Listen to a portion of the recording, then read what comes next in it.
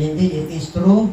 We have to follow the example of Jesus. We have to imitate the example of Jesus and the character of Jesus. And it was written in Philippians chapter 2, verse 5, na sundugo nato ang kinaiya ni Jesus. And remember this, kinaiya ni Jesus. Dili kinaiya sa atong silingan, dili kinaiya ni bisan kinsa, but kinaiya ni Jesus. And last Sunday, as per review, no, sa i-review lang nato sa makadali, nasabtan nato nga si Jesus, He never spoke in an aggressive manner, in an aggressive anger. So nasuko si Jesus, pero dili itong kasuko nga aggressive nga walay dahilan o dautan. Katulad gibalibag niya ang mga tables dito sa templo, kay gihimo nilang pasugalan, gihimo nilang palingki. Remember? Niya gibalibag ni Kristo kay nasamukan siya, kay ingon siya ang balay sa Ginoo dapat balay alampuanan, dili palingki o pasugalan. So yung gibalibag, and that's anger. Pero kanang ang klase sa anger is assertive anger and holy anger. So what siya nagkasala dito? In other words, ang tao, natural sa tao ang masuko, pero make sure nga assertive anger, dili aggressive anger, na katong kasuko nga makadaot sa uban, makaangin sa uban, o dili makapanalangin sa uban, labi na kung masuko ka nga pagkapinan o violente nga actions, and then mga bad words, kana di na sa mayo. Alright? Pero kanang kasuko nga holy anger, parenting, kanang gina-assert lang nato kung sa ang tama, di na nadautan. Alright? Dili ta dapat mag-guilty niya na. Alright? And then si Jesus, he never retaliate sa mga tao nga nagbibiay sa yaha. Unya, he never cursed them nga masking gibibiay siya, gayagaan siya, pero wala gyud siya niingon nga matinunglo mong tanan, di ba? In fact, ito sa krus sa Calvary, ingon siya, amahan, ang iyang prayer niya, pasayloa sila, kaya wala sila masayod sa ilang gibuhat. O sila, wala sila masayod sa ilang gibuhat. He never curse, alright? He never say a word, alright? Si Jesus, o never siya kanang itong nanunglo sa mga tao kay gibibiay siya. Sana, kasi usahay na yung mga nagbibiay nato, kasi usahay na yung nagpasakit nato, kasi usahay na yung mga tao nga mangaway nato, pero mo-respond ta sama sa pag-respond ni Jesus nga, dili ta instead nga manunglo, bagkos mo bless gihapon ta sa ilaha, kay para sila somehow makita nila ang kalainan nato kay mga anak ng tas Ginoo. Amen. Sana ito na masaktan. Ay mga times nga, usay human as we are, of course, no, we react, we respond, pero pahinumduman na po ta sa Ginoo nga, kung sobra man, di ba, pahinumduman po ta sa Ginoo, sobra yung reaction nga ganina, hindi tama nga ito reaction, so i-remind nga po ta sa Ginoo, and that's the working of the Holy Spirit inside of us. Amen ba? Sana ito na masaktan. Alright? And then, he never gossip. Si Jesus, never nang gossip si Jesus. Sana ito anang masaktan. Kaya usahay kining gossiping, kining maghatod-hatod ng istorya, kining mga magmamakak o uban pa, mo na usay makadaot sa relasyon. Kung imong i-discern yung pag-ayo and you will listen to the promptings of the Holy Spirit, makadaot sa relasyon. Alright, kung ato siyang i-entertain, unya, kung kita po mismo, mag-actab iyon na, makadaot sa relasyon. And many times, ginagamit na ni Satan to destroy families, to destroy churches, to destroy communities, to destroy mga gusto niya mga i-destroy relationship. Alright? Sana ito lang nasabtan. That's why the Lord reminded us this morning nga kung naman tayo dapat kopyahon na tayo i-imitate, walay lain ang kinaiya ni Jesus. Amen ba? Sana ito ang masabtan. Alright? And today, wato na ta sa book 5, Jesus in the book of Acts. And then, sila sa book of Acts, I'm so excited kay dere ma-remind ta nga ang diri sa book of Acts, ang sentro diri si Jesus, ang Holy Spirit o ang church. Alright? And then ma-remind ta sa ato ang mensahe karon sa pagbutro nato ani nga wala gyud tay dapat na ikapanghambog even sa ato mga accomplishment o kung naman tay maabot, ma-accomplish as a church, as a person, as an individual, as a child of God. Kung natay ma-accomplish, wala giday atuan niya na, and all the credit, all the glory belongs to God. Kay nga naman, ang Ginoo man ay galihok sa atong kinasuluran. Ato nang masabtan karon, and that's why excited ko nga i-share sa inyo ni ang book of Acts. Jesus in the book of Acts, and Jesus was described in this book and revealed as the risen, exalted Lord. Kay nabanhaw man siya muna sentro din sa book of Acts. He was risen from the dead. Although nasbutan po nato niagi sa mga niaging mga books na itong gisbutan. And the one who empowered God's people, ang church siya mismo, ang nag-empower, ang naghatag kahong sa katawhan sa Ginoo through the presence of the Holy Spirit. Alright? Pinaagi sa presensya sa Holy Spirit. And remember, ang Holy Spirit, sa atong nasabtan, the moment we receive and believe Jesus as our personal Lord and Savior, ang Holy Spirit mo, sulod, mo, automatically mo reside sa atong kinasuluran, kunya ang presensya sa Ginoo na sa atong kinasuluran karon, and that's why ang kanang presensya sa Holy Spirit sa atong kinasuluran mo na isilyo sa atong kaluwasan. Kita tinuod na gyud nga luwas kay ang presensya sa Holy Spirit nasa atong kinasuluran. Ug ang Holy Spirit mubunga og mga bunga nga maayo. Amen. Diba? Katong sa Galatians chapter 5 verse 22 to 23, but the fruit of the Spirit is what? Love, joy, peace, patience, o peace. We have to be peacemaker. Kay peace man ang isa sa mga bunga sa Holy Spirit. Peace, love, joy, peace, patience, pasensya, patience, gentleness, goodness, faithfulness, nga ang katapusan, self-control. You see that? O muna timailhan sa matong testimony to mga niagi Sunday dali nga mao na magpamatuod nga ang tao tinuod nga Kristohanon kay magmanifest naman ang fruits of the Spirit sa kinabuhi. Amen ba?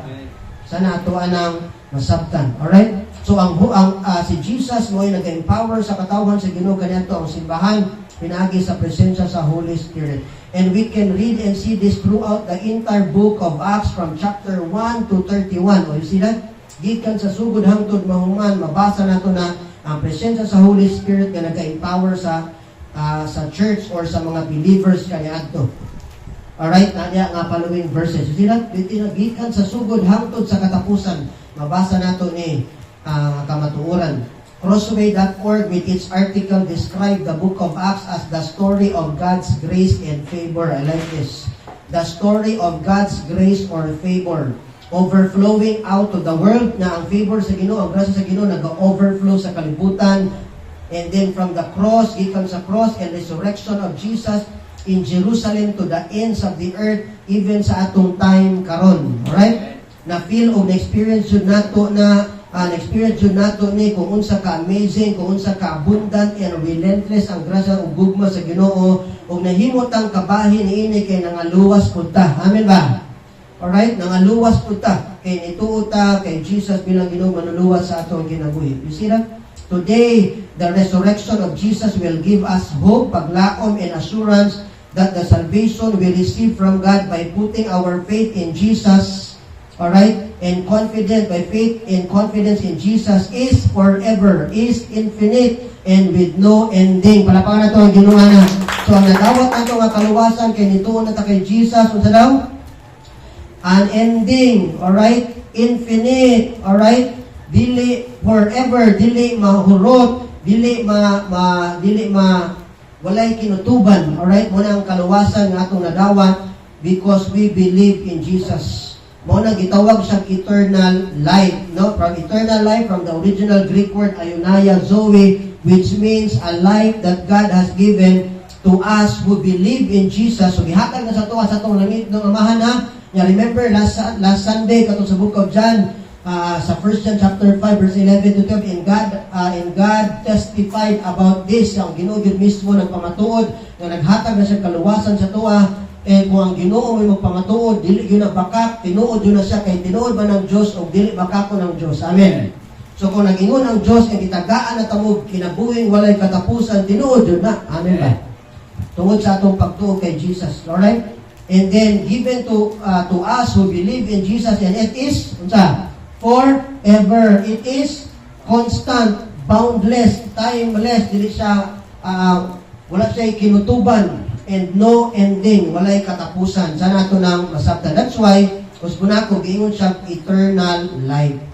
Alright? In other words, the resurrection of Christ our Lord and Savior inspire us and motivates us more today to start over again no matter what our past and circumstances are. Maski natay mga dili maayong kagahapon kaniadto, natay mga kasipyatan sa atong kinabuhi sukad kaniadto.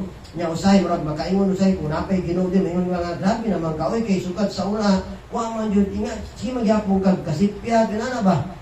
nga sukad sa una grabe na mga paglihok ako sa mong kinabuhi pero gikaluyan niya po sa Ginoo munay kaluoy munay grasya ba sa Ginoo nga despite sa tuang kasipyatan sa atong kinabuhi sukad kaniadto maski wala nato na perfect atong attendance every Sunday wala nato na perfect atong faithfulness sa Ginoo wala nato na perfect ato ang pag-ampo na may usay makalimot tas pag-ampo bisa may kanang wala nakalimot ang pag-ampo di wala ka try nga wala nakalimot. Di ba? Nga ka na usay, mag-ampo tas gabi na kay ikan sa trabaho niya, ampo ta Lord.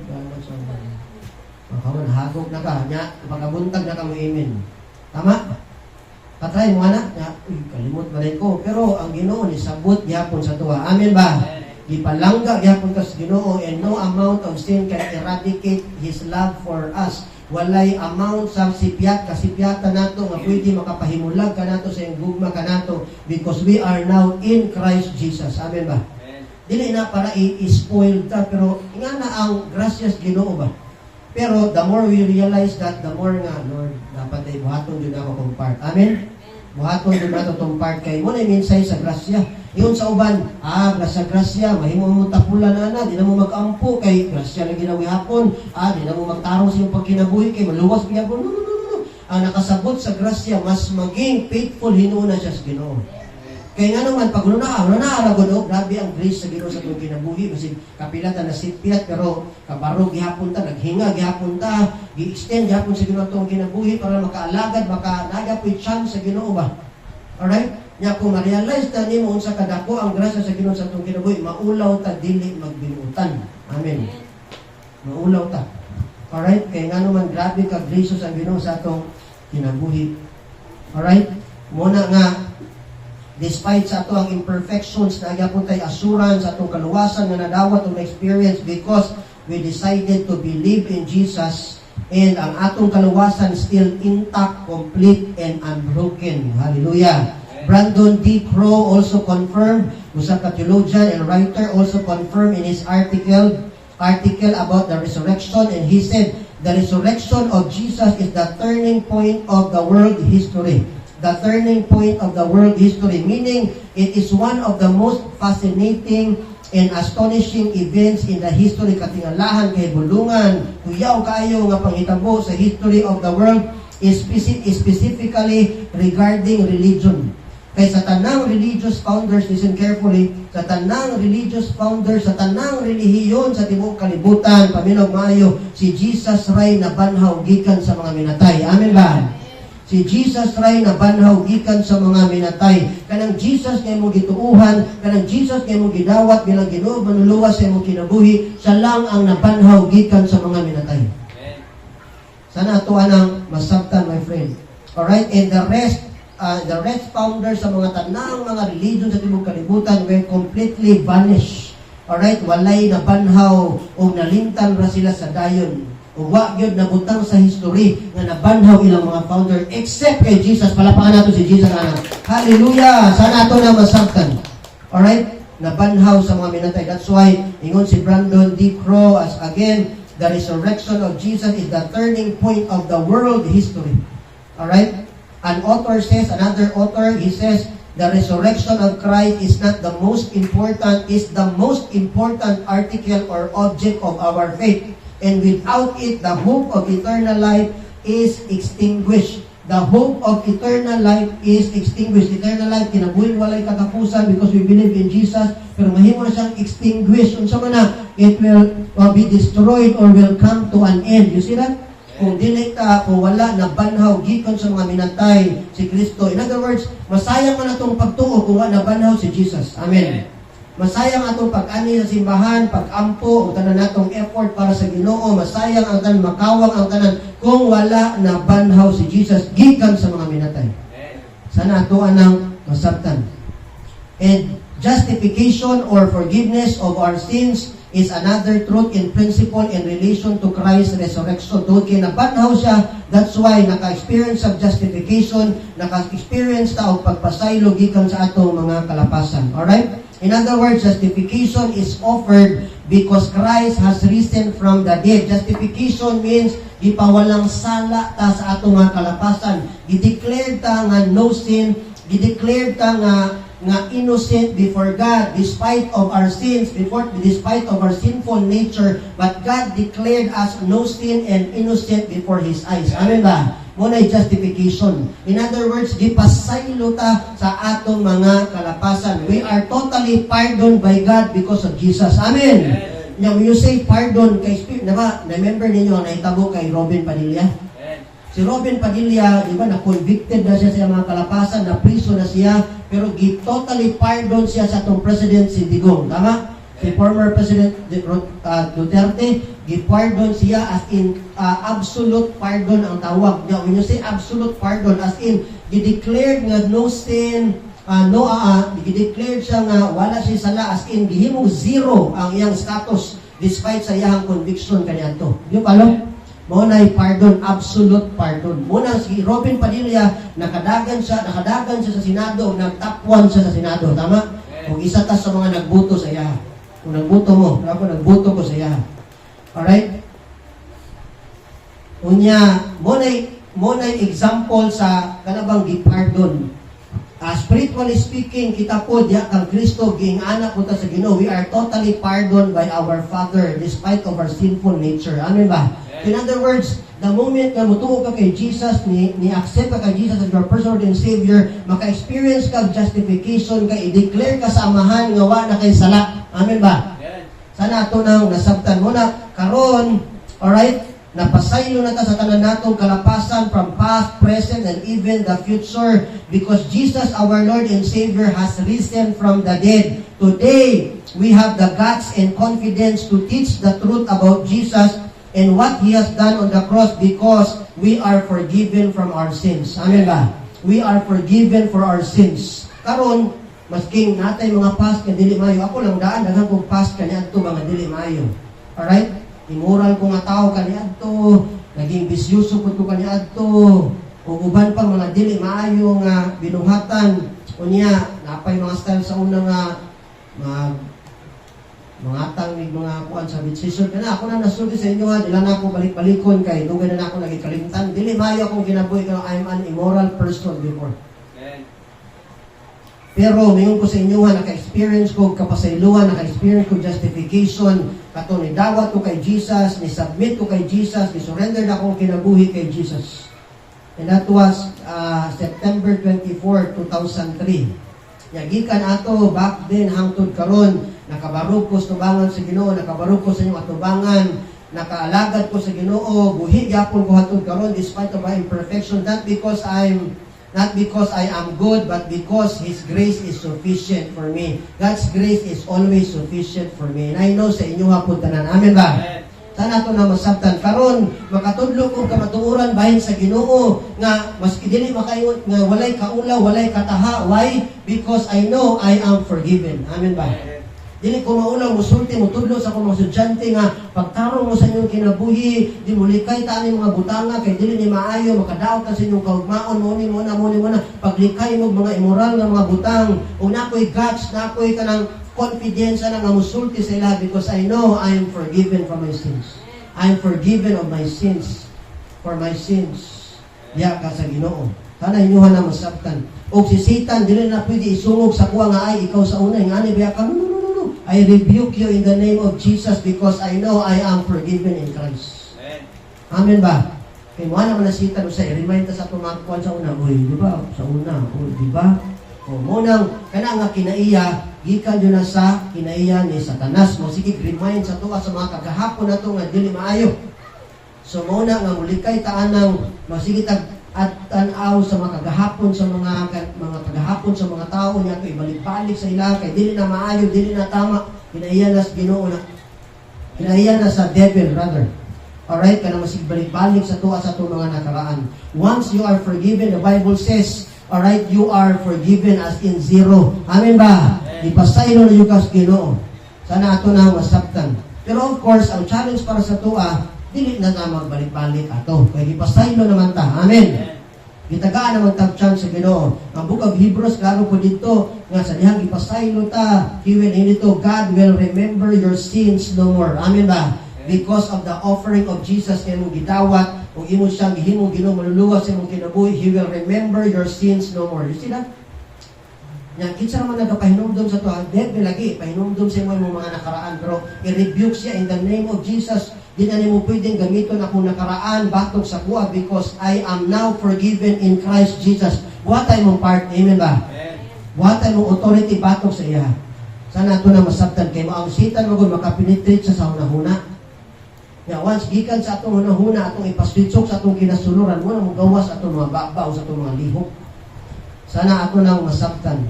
Alright? Hallelujah. Sana nasabtan nato na makaigsunan. Ug mo ni ang main reason why ang mga believers kaniadto committed and bold musangyaw mahitungod sa kaluwasan tungod kay nasabtan nila nga ang ilang ginasangyaw nga si Jesus. Alright? Ang ilang ginasangyaw nga si Jesus tinuod nga Dios buhi gamhanan ug nabanhaw gikan sa mga minatay. Acts chapter 4 verse 33 says, and with great power to the Holy Spirit the apostles, when you say apostles, eyewitness. So apostles, mga eyewitness, meaning nakauban yun ni Kristo, nakasalamuha yun ni Kristo, nakakita yun literally kay Jesus. That's why sa atong time karon dili pwede mag-claim na we are apostles. Namo ko uban mag-claim na ang tawag sila apostol daw sila, apostle. Example, Eman apostle, Eman yung tawag sa kuha. Di na tama. Nga naman, di man ta mga eyewitness, so kita kakita literally kay Jesus. Di ba no? Nailan nato si Jesus karon through the Bible. Amen ba? That's why we give importance in reading and studying God's Word. Kaya doon mailan nato siya. Amen. Masiwa nato siya nakita. So, ang mga apostles, eyewitness na sila kita yun. Continue to testify. Nagtestimonyo sa kamaayo, sa grasya sa Ginoo of the resurrection of the Lord Jesus. Alright? Kaniadto, grabe sila makasangyaw.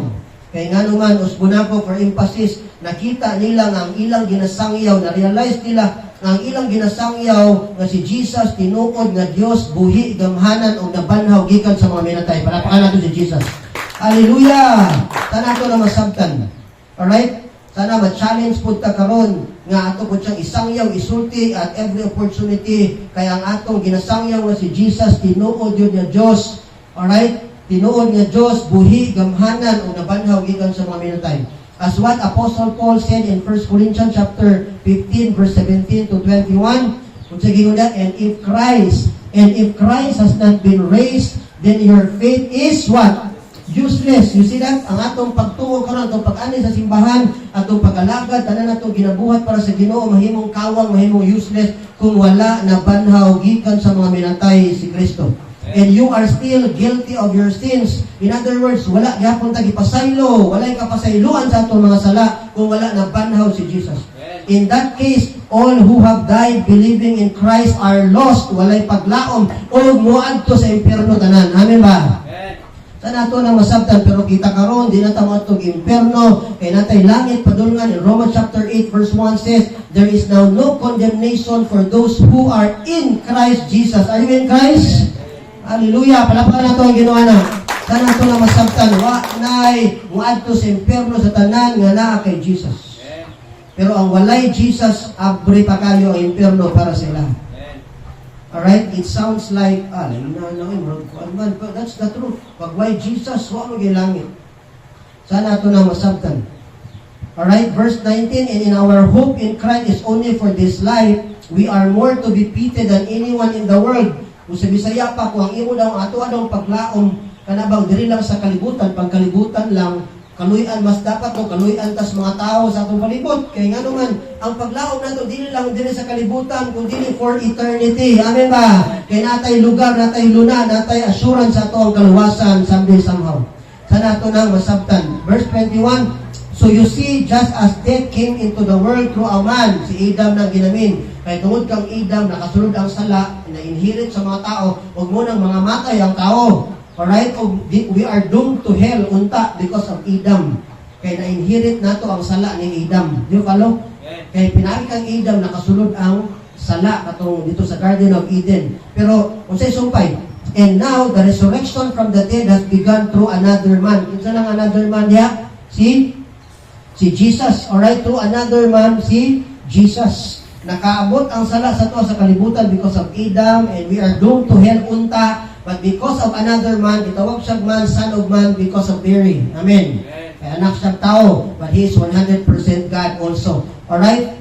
So, pinaagi sa another man si Jesus, napasaylo ta sa ato mga sala. Alright? Unya, pwede ta makaadtog langit kung mutuo ta sa iya. And that's the message of grace. So, muna nga, usbuna ko, for those of you watching this video, sa atong tanan, importante yung kaayo nga ang tao na ay Jesus sa ilang kinabuhi.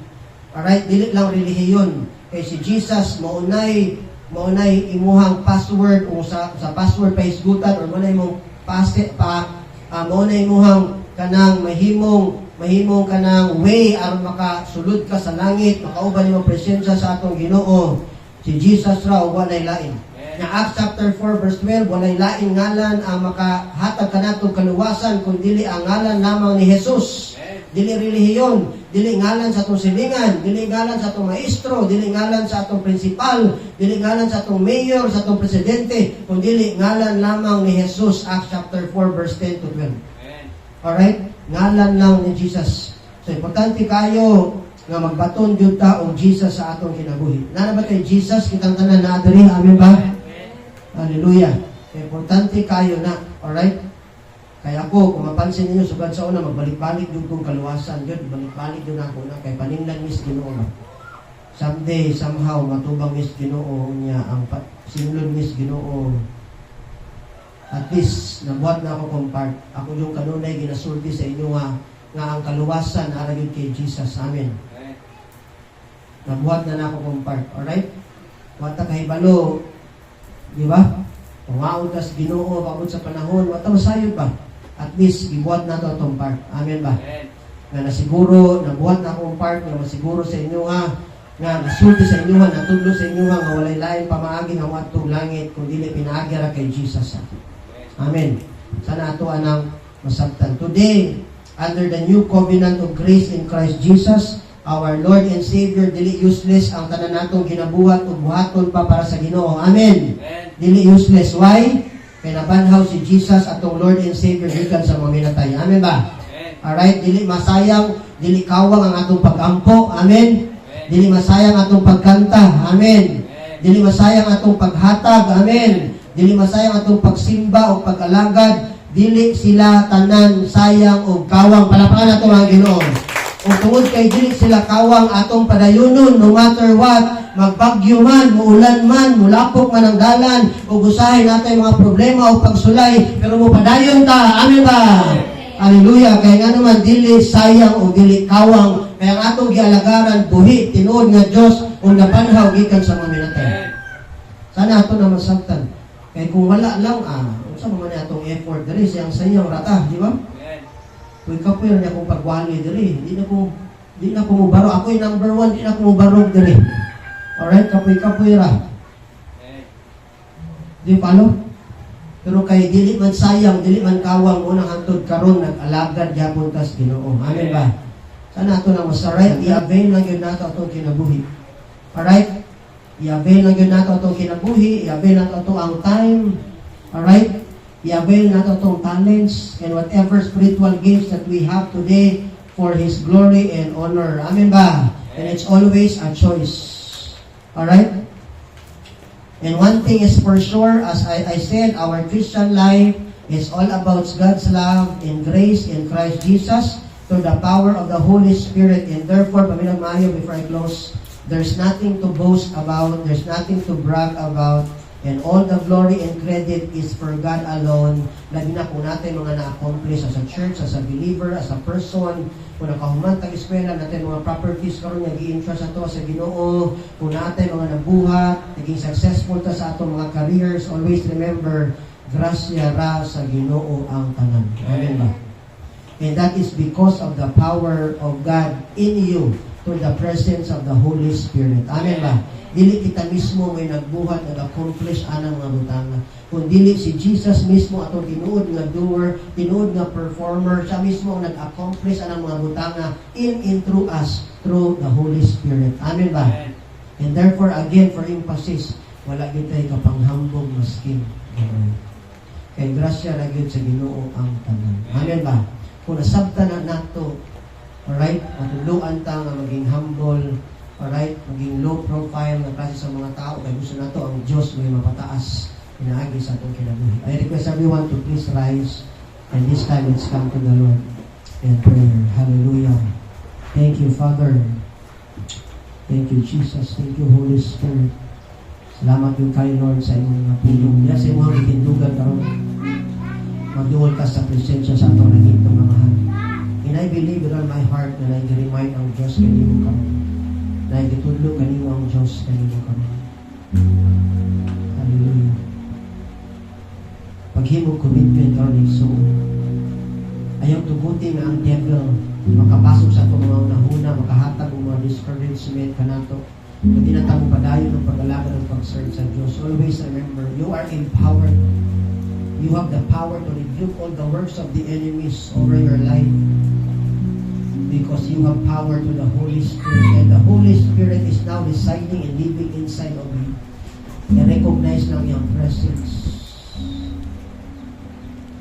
I-recognize lang yung presence, and He will enable you, my friend. Kung sa tanan nato mga accomplishments, always remember, grasya sa Ginoo ang tanan, and therefore there's nothing to brag and boast about. About something that we know, ang Ginoo may naglihok sa atong kinasulungan. It is Jesus, not us. It is the Holy Spirit, not us. Not because we are good, not because we are clever, not because we are professional, whatsoever reasons behind, but it is because of God and Jesus and the Holy Spirit in us. And therefore, Lord, sa tanan ako accomplishments as a church, as an individual, as a church children, imo yun ang tanang himaya o bungong. Thank you, Lord. Taas nato itong mga kamot and receive the blessing of God. The Lord bless you. The Lord will keep you. The Lord make His face shine upon you, will protect you, will provide all that you need, and will give you peace. Shalom every day, today, tomorrow, and beyond. In Jesus' name, all God's people will say, Amen or Amen. Kaya kusog nga palapa para sa Ginoo. Hallelujah. Dapat tayo